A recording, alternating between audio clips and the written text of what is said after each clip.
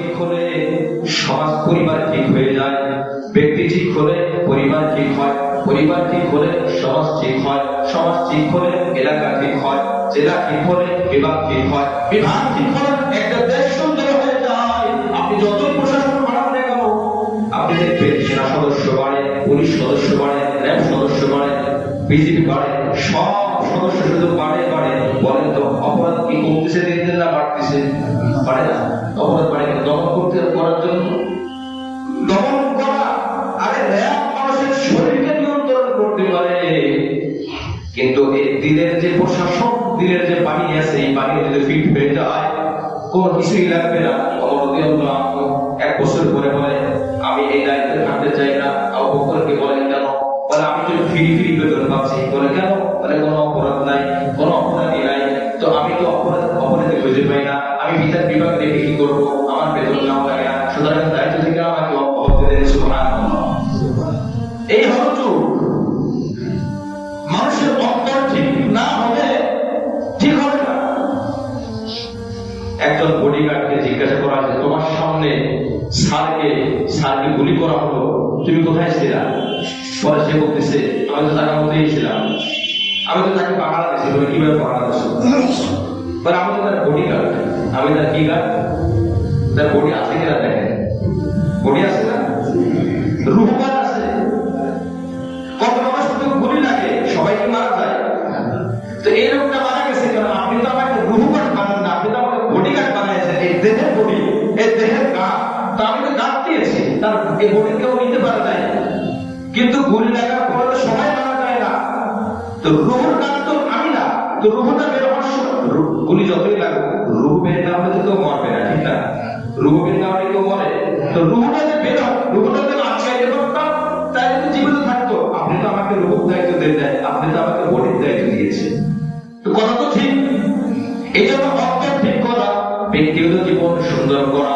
আমি ভালো হলে আমার স্ত্রীর কাছে আমি ভালো, আমার সন্তানের কাছে আমি ভালো, আমার বাবা মায়ের কাছে আমি ভালো, আমার দাদা দাদির কাছে আমি ভালো, সমাজের কাছে আমি ভালো। যদি কেউ ভালো না বলে, আমি কোরআন সুন্নাহ মতে চললাম, আল্লাহ পাক রব্বুল আলামিন বলবেন আমি মালিক ইয়াউমিদ্দিন, আমি বিচার করে দেখলাম শুনে তুমি ভালো, যাও যাও জান্নাতে চলে যাও। সুবহানাল্লাহ। এই জন্য আমার ভাই, যতই প্রশাসন তার মানে কেমন দরকার, হ্যাঁ দরকার তো আছে, জুলুম ঠেকাবে কিভাবে, কিন্তু গণহারে ঠিক করার জন্য ব্যক্তিগত জীবন সংশোধন দরকার। ব্যক্তিগত জীবন সংশোধন করে কোনো কথা নাই মানুষকে ঠিক করা, মানুষকে সঠিক সোজা না। নবীজি মক্কি জীবনে 13 বছর মানুষকে মারছে, কাটছে, কি করছে বলে? ব্যক্তিগত জীবন সুন্দর করছে। আসো আমি সত্য বলো, অন্যের হক মেরো না। তাই গাম্ভীর রাদিয়াল্লাহু আনহু অন্তরটা খারাপ ছিল, লাশের পর লাশ, জীবন্ত মেয়ে, আমাদের বাচ্চাদেরকে হত্যা করেছে, নিজের মেয়েকে হত্যা করেছে। নবীদের সামনে এসে একদিন কাঁধে চোখ দিয়ে পানি বের হয়। কাঁদো কেন? এমন অপরাধ আমি করেছি, আল্লাহ পাক মাফ করবে না। কি অপরাধ? নবীদের তখন জানে না কি অপরাধ। সে তার বিস্তারিত বর্ণনা বলল, আমার মেয়েকে, লাস্টে আমার মেয়েকে আমি সাজিয়ে গুছিয়ে নিয়ে গেছি, ছোট মেয়ে। এখন সে কাঁদতেছে, এখন সে কাঁদে। এ তো সেই বাবা যে বাবা তার মেয়েকে জীবন্ত দাফন করেছে, এখন কাঁদে কেন? বলেন তো কি পরিবর্তন হয়ে গেছে? অন্তরটা পরিবর্তন হয়ে গেছে। ভারতের একজন দুইজন ছাত্র সাথী ভাই, একজন আরেকজনের উপর রাগ, রোগের মধ্যে একা পাইছে, লোহা দিয়ে পিটাইছে, আচ্ছা মতো পিটাইছে। যাকে পিটাইছে সে অন্য দেশ, ভিনদেশী, আর যে পিটাইছে স্থানীয় ভারতের। জীবন ভাবে মুক্তি পাইছে। যাক, কিছুদিন পরে, অনেকদিন পরে আবার একদিন ওই লোক কোন এক জায়গায় তাকে দেখা হয়েছে। তো যিনি মারছেন উনি কিছুদিন পরে আবার আসছে, এসে হাতে একটা লাঠি নিয়ে আসছে, ভিতরে ঢুকছে। এখন যে মায়ের কাছে তো মনে আছে একদিন তো খাইছিলাম, আচ্ছা মতো দোলাই, আজকেও মনে মারবো, মনে হয় ঝাল মেটে যায় না। আজকে এসে বলতেছে, ভাই তোর পাটা ধরে আল্লাহ রাস্তায় আমাকে মাফ করে দে, আর এই লাঠি ওদিন যে বড় তোকে আমি দিছিলাম ওই কথা ঠিক আমার পিঠে লাগা তুই। মানে এত পরিবর্তন করে, পরিবর্তন তো কেন হবো না? রশিদ আহমদ গাঙ্গুহি রাহমাতুল্লাহ আলাইহি জামানার শ্রেষ্ঠতম একজন আলেম, উনি বলছেন কাউকে যদি ক্ষতি করা হয় কিয়ামতের ময়দানে 16 আনা আল্লাহ পাক খুশিয়ে দেবেন।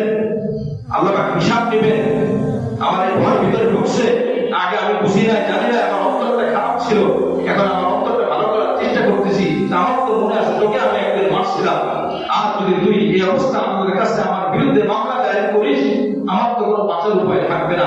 আজকে তোর কাছে রাখি দিলাম, আমাকে মারবি আর আমার অপরাধ তুই ক্ষমা করবি। জোরে বলে সুবহানাল্লাহ। এই তো সেই ব্যক্তি।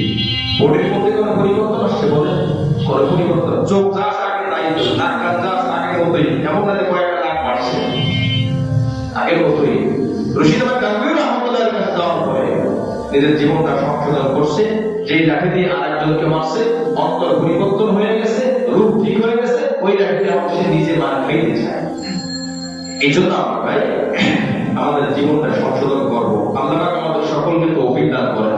আমরা যারা তাফসীরে বসি, যে কথাগুলো শুনি, এগুলো মানার চেষ্টা করবো, অন্যের কাছে পৌঁছানোর চেষ্টা করবো। যদি কেউ অপরাধ করে তাকে বোঝানোর চেষ্টা করবো। আল্লাহ পাক বলেন,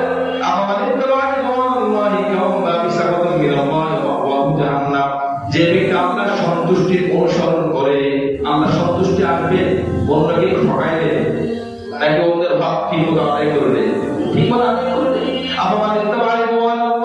যে ব্যক্তি আল্লাহর সন্তুষ্টি অনুসরণ করতে চায়, ওই ব্যক্তি ওই ব্যক্তি আর যে ব্যক্তি আল্লাহর রাগ নিয়ে চলে, সারাদিন উল্টাপাল্টা করে, আল্লাহ তার উপরে অসন্তুষ্ট, এই দুই ব্যক্তি কখনোই এক হতে পারে না। অপরাধী জাহান্নামে চলে যাবে। অবিসাল মসির কত নিন্দনীয় জায়গা।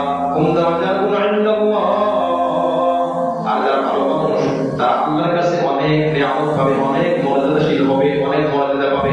আল্লাহু বাসীরুম বিমা ইয়ামালুন। আল্লাহ পাক বলেন, তোমরা যা কিছু করো না কেন, আমি আল্লাহ সব কিছু দেখি। আল্লাহ পাক বলেন, আমি দেখি সব কিছু।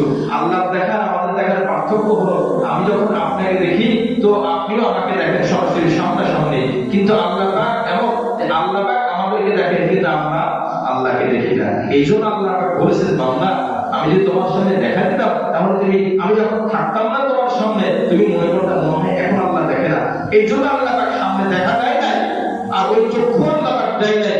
এই জন্য যাতে করে বান্দা তুমি সার্বক্ষণিক চিন্তা করবা, তুমি যেখানেই থাকো না কেন, আমি তোমার সাথে আছি, আমি তোমার সাথে থাকি, মানে আমি তোমাকে দেখি, আমি তোমাকে পর্যবেক্ষণ করি। আমার জ্ঞানের বাহিরে তুমি না, আমার কুদরতের দৃষ্টির বাহিরে তুমি না, আমার কুদরতের শ্রবণ শক্তির বাহিরে তুমি না।